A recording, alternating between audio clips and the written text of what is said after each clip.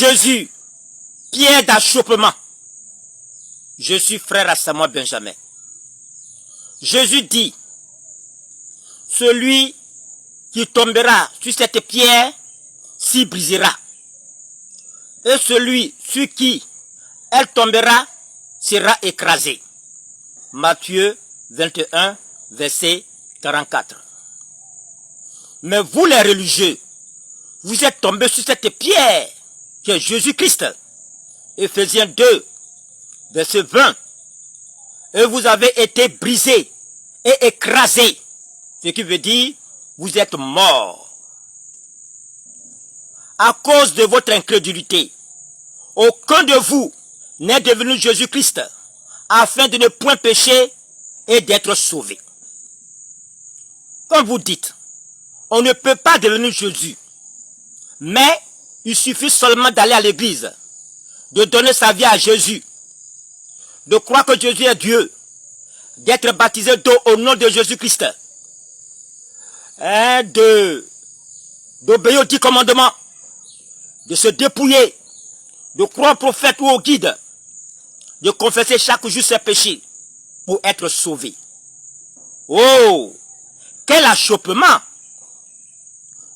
Ne connaissant pas la justice de Dieu, vous avez établi votre propre justice pour vous perdre. Alors que la justice de Dieu, c'est Jésus-Christ. Selon qu'il est écrit, Jésus-Christ a été fait pour nous justice. 1 Corinthiens 1, 30.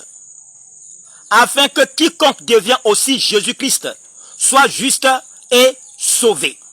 Mais, qui peut croire cela? Sauf celui à qui cela est révélé. C'est tout.